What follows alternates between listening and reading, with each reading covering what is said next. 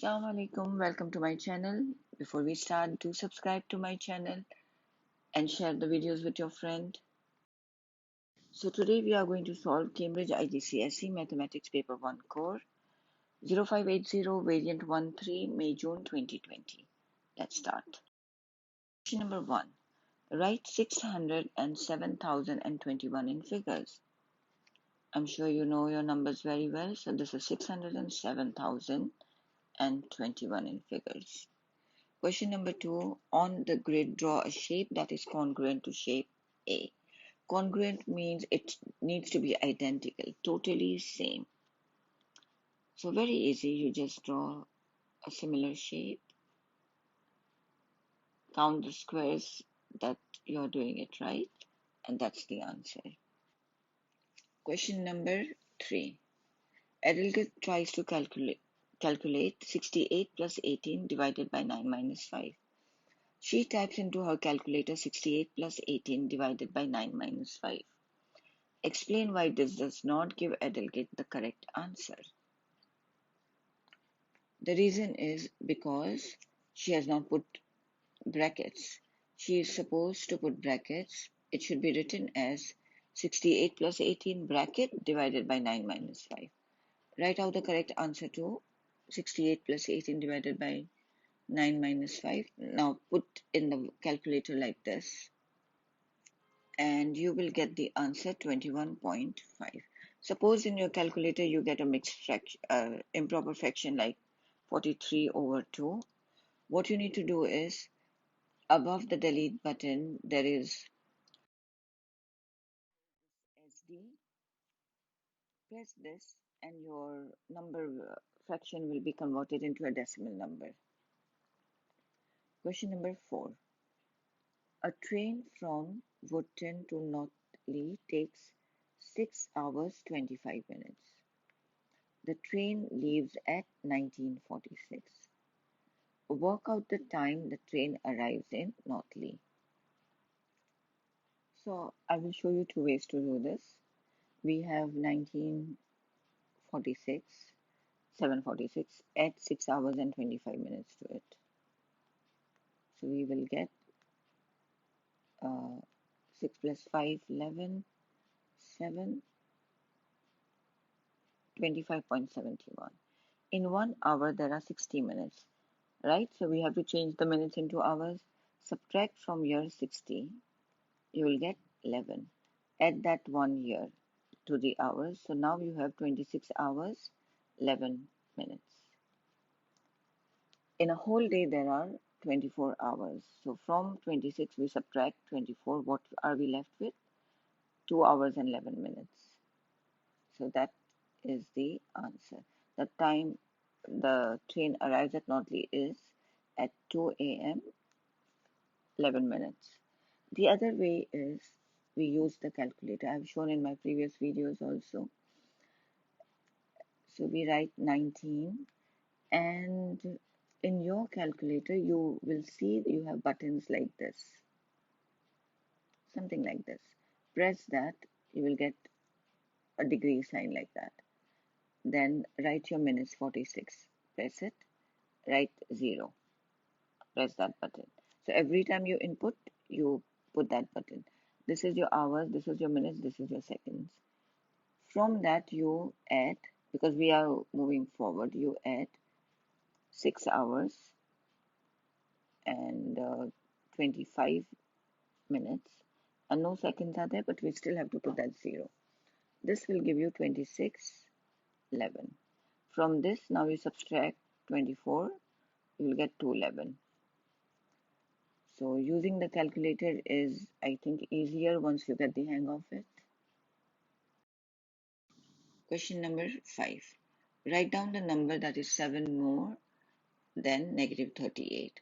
So in the calculator, you can add 7 to negative 38 and you will get negative 31. That is our answer. Question number 6, simplify. We have 5w plus 3h minus 7w plus 8h. We combine the like terms together. You don't need to write this. You can directly do it in the calculator. And 5 minus 7 will give us negative 2. Use the calculator. 8 plus 3 is 11. 11h. This is the answer. To arrange it, it's better always to put the positive first, so 11h minus 2w. Write down the mathematical name of a quadrilateral that has rotational symmetry of order 1 and only one line of symmetry. You should have the knowledge of this. You can say it's a kite or isosceles trapezium. You can't just write trapezium. Rotational symmetry of 1 is, suppose you have this shape and you rotate it 360 degrees. When it's in the same position as it was before, is only once. So you have to rotate it 360 degrees to get it to the same position. So we can say that's the kite and the isosceles trapezium. Part B, reflect the shape in line. Very easy question. Just from the line, count the square. This is 1. So there's 1 here and here. Join it together. Then for the other point, you can go 1, 2, 3, 4, 5. 1, 2, 3, 4, 5. Join them. And then we have 2 here.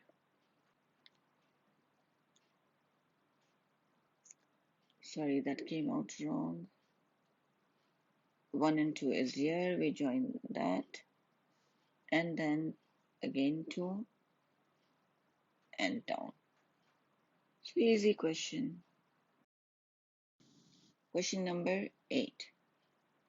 In the diagram, AB is parallel to CD. So AB is parallel to CD. Find the value of x. Give a geometrical reason for your answer. This is 72, so x is going to be 72. The reason being corresponding angles. You need to know your angles very well. A very easy 2 mark. Work out the value of y and give a geometrical reason for your answer. This angle D is at a point and it forms a circle. So the angles at a point equal to 360 degrees. To find y from 360 degrees, we are going to subtract everything. 135 plus 72 plus 88, and this will give us 65. And the reason I already told you, angles at a point have a sum of 360 degrees.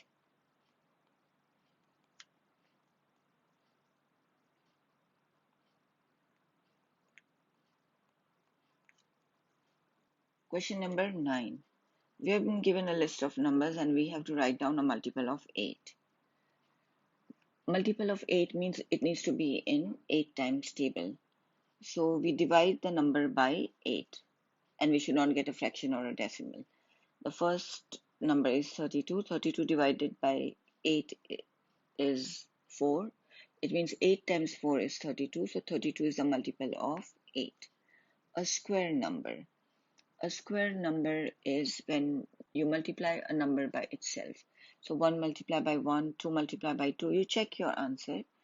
2 multiplied by 2, 3 multiplied by 3, so on, and you will get 6 multiplied by 6 is 36. We have that number here, so we write that. Next, a prime number. A prime number is a number that is not divisible by any number except one in itself. All the numbers that are even numbers cannot be prime numbers. So these numbers are cancelled. They cannot be. All numbers ending with 0 or 5 cannot be a prime number. This is cancelled. Now we have 2 numbers here. 3 numbers, 33, 37 and 39. I'm sure you know that 33 is divisible by 3 and also 39. So what number are we left with? 37. You can watch the video on different types of numbers that I have already uploaded. That will help you. Question number 10. A.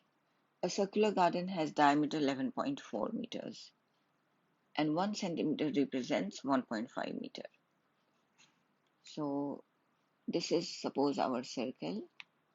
The diameter is 11.4 meter. The first thing we need to do is find our radius. Radius is half of the diameter, so 11.4 divided by 2. We will get 5.7. This is meters. We have to change it to centimeter. 1 centimeter is 1.5. So 5.7 divided by 1.5 meters will give us 3.8 centimeter. So this is our radius. Did you understand? We can do it this way, or we can first change it into centimeter, which is 7.6 centimeter, and then divide the answer by 2 because you need the radius to draw it. After that, make a point and measure 3.8 centimeter in your compass and then draw the circle. This is how your circle will look like with the radius 3.8 centimeter. On a map, the distance between two towns is 9.6 centimeter. The scale of the map is 1:50,000. Work out the actual distance between the two towns in kilometers. So let's write down. This is on the map and this is the actual 1:50,000, and this is in centimeter. On the map now, if we have 9.6, what is the actual? So we cross multiply. 1 multiplied by x is x, 50,000 into 9.6. This will give us the actual distance between the two towns in centimeter. We'll get 480,000. Like I said, it's in centimeter. If you want to convert it to the kilometer, which they want, we have to divide the answer by 100,000. You need to know these unit conversions properly, write it down. Converting centimeter to kilometer, we divide by 100,000. This will give us 4.8 kilometers. Triangle ABC is isosceles. Isosceles means two angles are equal. When we have these lines here, it shows that these two are equal. The sides are equal. If the sides are equal, the opposite angles will also be equal. So this is going to be 32. But we have to find BAC. We are looking to find this angle here. The sum total of an angle is 180. So BAC will be 180 minus 32 plus 32. This will give us 116. So here you are supposed to know isosceles means that two sides are equal. Therefore, the opposite angles will also be equal. And the sum total of the angle in a triangle is 180. Number 12. A bag contains yellow balls, pink balls, and green balls only. The ratio is given to us. It's very important that you write it correctly. This is yellow, pink, and green. So 7, 3, and 5. Before we continue, if I've been helping you, I will really appreciate if you like the video and give your feedback in the comment section because it motivates us to do more work for you. Now let's continue. There are 42 yellow bags in the bag. Work out the total number of balls in the bag. For this type of ratio question where you want to find the total and one part has been given to you, 7 is yellow and this is 42. There are different ways to do it. I'll show you. Let's say you got 7. 7 out of the total. How many are there? Parts. We have 15 parts. So 7 out of 15 of the total is equal to 42. Therefore, total will be 42 multiplied by the reciprocal of 7 over 15, which is 15 over 7. That will give us 90. This is one way of solving. The other way is we say 7 times 6 is 42. So we multiply everything. 3 multiplied by 6 is 18. 5 multiplied by 6 is 30. And then we add them all together. That will also give us 90. But this is a better way to solve. Number 13. On any day, the probability that Marcus will get a seat on the school bus is 0.93. A. Write down the probability that he will not get a seat on the school bus today. The probability of something happening and the probability of something not happening is always equal to 1.